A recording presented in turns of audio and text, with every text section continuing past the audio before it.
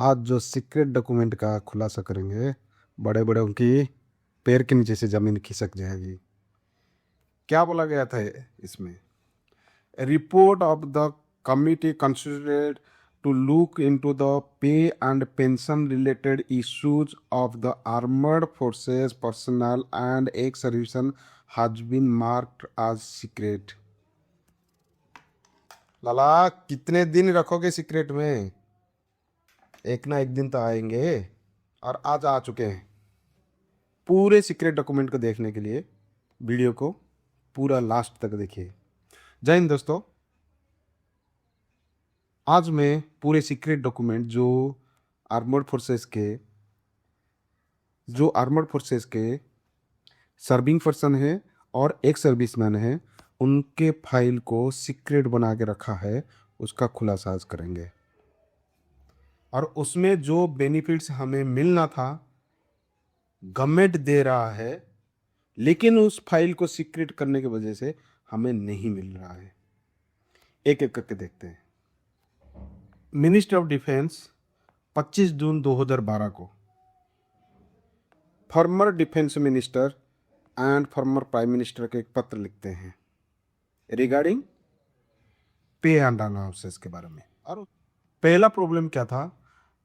Common pay scale for in service JCO OR, यानी कि एक सर्विसमैन को 2012 तक कॉमन पे स्केल मिल गया था क्या? बैकग्राउंड क्या था? JCSOR in 3 services with the same entry level, qualification in same rank and pay group have different pay scale. Long outstanding demand of the services is to resolve the above anomaly. 6 CPC partially accepted the demand by recommending common pay scale for all recruits in 3 services post 1 January 2006। Farmer defence minister former prime minister को report कर रहे हैं कि 6 CPC ने जितने भी recruit 1 जनवरी 2006 के बाद भर्ती हुए हैं, उन सबका कॉमन पे स्केल हो चुका है। यानी कि प्री 1 जनवरी 2006 का क्या हुआ, तो उसमें रिकमेंडेशन करते हैं in order to make the common pay scale applicable to in service JCOR who joined prior to 1 January 2006, JCOR of Y be upgraded to based of X group scale in each rank। यानी जो Y group में थे 50 CPC में, वो automatically X group में converted हो जाएंगे। उसके बाद 1.86 गुणा करके उनका बेसिक पे फिक्सेशन करना है। दिस इज द रिकमेंडेशन के फॉर्मर डिफेंस मिनिस्टर ने प्राइम मिनिस्टर को दिया, और गवर्नमेंट ने इसका डिसीजन लेके ओके भी कर दिया। उस रिपोर्ट को मैं बाद में लाऊंगा, लेकिन जो यहाँ पर एक बहुत बड़ा एडमिसेबल फैक्ट है वो है 6 CPC के जो रिक्रूट हुए थे उन सबको कॉमन पे दे दिया गया। आप सभी को बहुत पहले मैंने ये बता दिया था कि अपना डाटा शीट मंगा लेना। क्यों मंगा लेना? या तो आप बेवकूफ हो या फिर आपको बेवकूफ बनाया जा रहा है। ये नायब सूबेदार क्लर्क साहब का एक डाटा शीट है। जो इसको पहली नज़र में देखेगा बढ़िया डाटा शीट है, बढ़िया तरीके से प्रेजेंटेशन के तरीके से करके दिया है। जो पहले डाटा शीट को देखेगा वो देखेगा कि हाँ बढ़िया काम हुआ है, बढ़िया से इन्होंने एक्सप्लेन किया है और कैसे कैसे पे फिक्सन हुआ है। कोई गलती नहीं है ऑडिटर के पास। भाई साहब गलती नहीं है? अरे पहला गलती तो वो है कि सिपाही ये कब बना। कहाँ पे लिखा है सिपाही ये कब बना? लांस नायक कब बना? अगर इन्होंने सिपाही बना है, अगर लांस नायक बने हैं, पे तो लागू है ना। डेट तो दिखाओगे और पे कितना फिक्स किया वो तो बताओगे। यही जो छुपा रहे हैं वो छुपाना ही आपको बेवकूफ बनाना। और वो समझते हैं कि वो बहुत चालाक है इन दोनों का डेट ना बताकर। लांस नायक, भाई लांस नायक एक अपॉइंटमेंट नहीं है। अपना MP person military police lance Naik में इनरोल्ड होता है। लांस नाइक का 50 सीपीसी में पे स्केल क्या था? आर्मी में लांस नाइक का पे स्केल दिखाया नहीं जा रहा है। सिपाही और नायक है ना, सिपाही रैंक, आपको डेट देना पड़ेगा ना। आज ऑडिटर तुम पे फिक्सेशन कर रहे हो तो सिपाही का डेट क्यों नहीं दिया? और आपने लांस नायक को पूरा छुपा दिया। दिया ना, लांस नायक के ऊपर 50 रुपए अपॉइंटमेंट पे दिया ना, क्यों नहीं दिखा रहे हो? और जो मिलिट्री पुलिस है, एमपी पर्सन है सीएमपी के, उनको लांस नायक में एनरोल करते हो ना, उनका पे क्या फिक्सेशन करते हो? एयरफोर्स में क्या करते हो? एलएसी लांस नायक इक्विवेलेंट 3650, हवलदार का 3600, यानी एक हवलदार से ज्यादा दे रहे हो। जब मुझे एक एमपी पर्सन के हिसाब से मैं डायरेक्ट लांस नायक में भर्ती हुआ तो मुझे तो 3650 दोगे। नेवी में क्या देते हो? 3650, यानी नेवी में, एयरफोर्स में लांस नायक होने के बाद आप 3650 दोगे। मैं एमपी पर्सन लांस नायक में एनरोल्ड हुआ, मेरे लिए कुछ नहीं।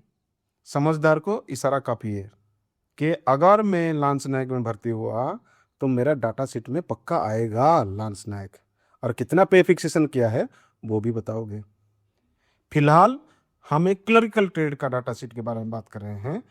तो सिपाही तो बना है ना एक दिन, वो सिपाही का डेट कहाँ है? आप तो पे फिक्सेशन स्टार्ट कर रहे हो 2 अगस्त 2010 में, और भर्ती बंदा कब का हुआ था? 23 मार्च 2009। क्या 23 मार्च 2009 से लेके 2010 तक उसका कोई क्वालिफाइंग सर्विस नहीं है पे एंड अलाउंसेस के लिए? अगर 23 मार्च 2009 पकड़ लिया जाए, जो पहला इंक्रीमेंट आना था ये था जुलाई 2009 में, लेकिन ये मार्च में भर्ती हुए हैं, जुलाई ओनली 4 मंथ सर्विस है, तो आपको इंक्रीमेंट नहीं मिलेगा 4 मंथ्स में, मिनिमम 6 महीने सर्विस चाहिए। तो सेकंड आता है डेट जुलाई 2010 में, यहाँ पर इंक्रीमेंट नहीं दिया गया। इंक्रीमेंट स्टार्ट हुआ 1 जुलाई 2011 को, यानी यहाँ पर एक फर्स्ट इंक्रीमेंट जो है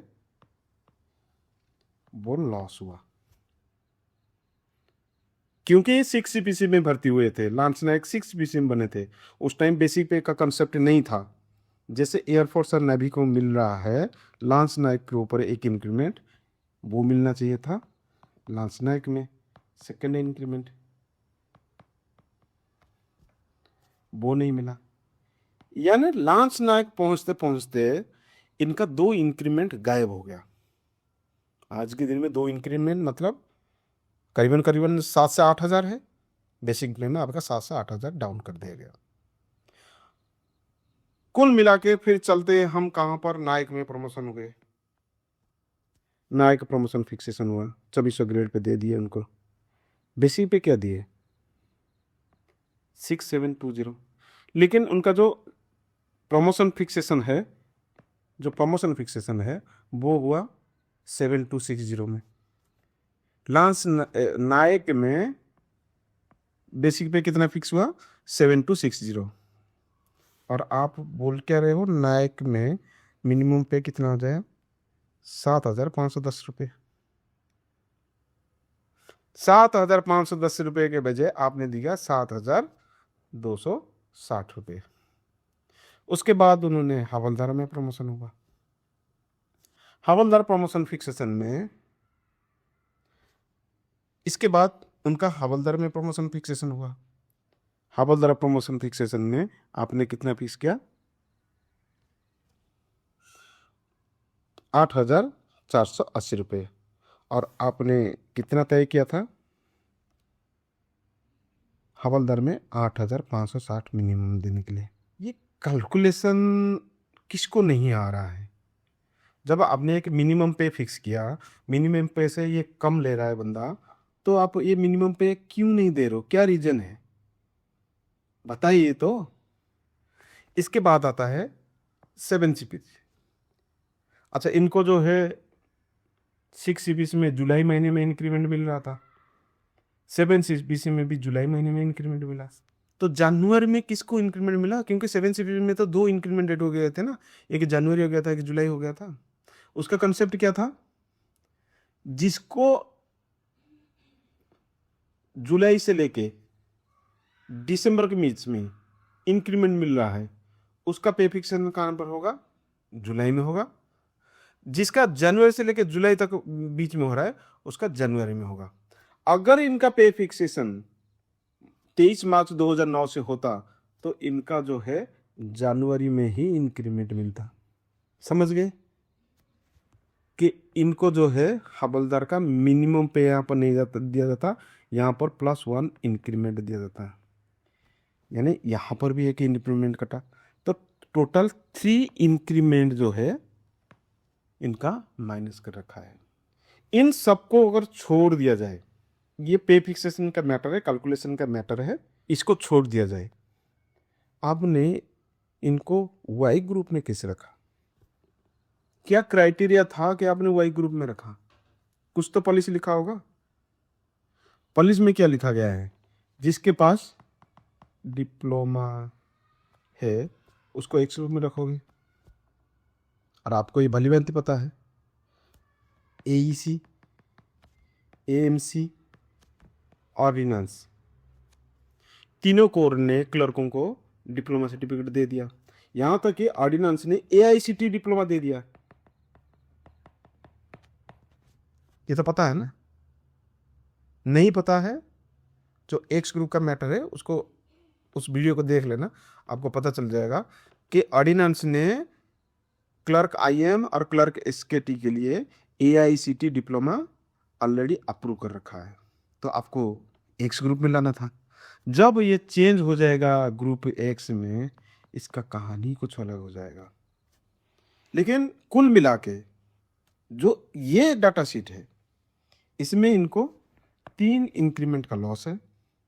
और जो हम सबसे बढ़िया सा बात मिला हमको, अगर आप लांस नायक में 2006 से पहले भर्ती हुए हो, आपका बेसिक पे कितना फिक्स होना चाहिए?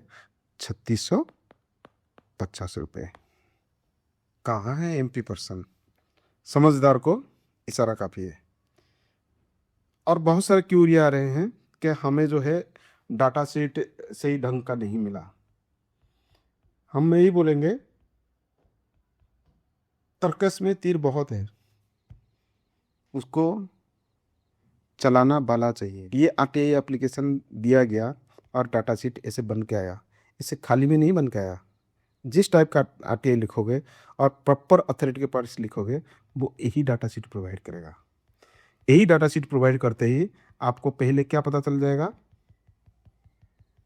आपको पहले पता चल जाएगा कि ऑडिटर कभी भी सिपाही रैंक का डेट डिस्क्लोज नहीं करता है, क्योंकि सिपाही रैंक का डेट डिस्क्लोज करते ही आपको डे 1 से इंक्रीमेंट लागू हो जाएगा। जो 2 इंक्रीमेंट का आसपास लॉस हो रहा है वो मिल जाएगा क्लरिकल ट्रेड के लिए।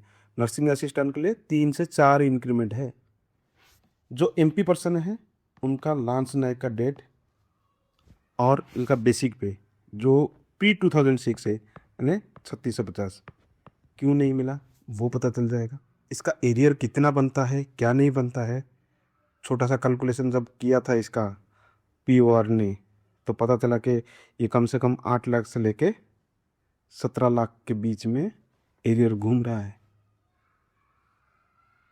और बेसिक पे में 8000 के आसपास वेरिएशन हो रहा है। फिर से बताएंगे, समझदार को इशारा काफ़ी है। मैं तो इसके खिलाफ जुडिशियल रिव्यू के लिए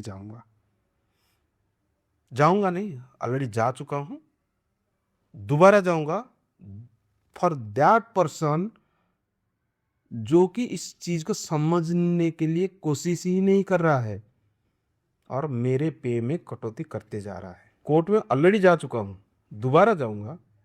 इसके लिए नहीं जाऊंगा कि मेरा पे में बहुत सारी गड़बड़ी है, इसलिए जाऊंगा कि जो पर्सन मेरा पे डील कर रहा है और मैं बेवकूफ हूं, लेकिन जो कैलकुलेशन है, सिंपल कैलकुलेशन, 2 + 2 = 4, 2 × 2 = 4, इसका मतलब नहीं है ये प्लस और इनटू का वैल्यूएशन सेम होगा, यानी कि 3 + 3 = 6, 3 × 3 = 6 नहीं होगा, ये 9 है। ये कैलकुलेशन हम बता देंगे। तो ये था पूरा डाटा सेट का calculation.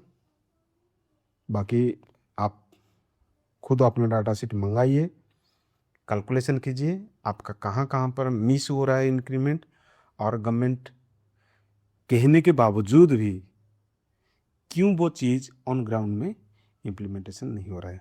Thank you for watching.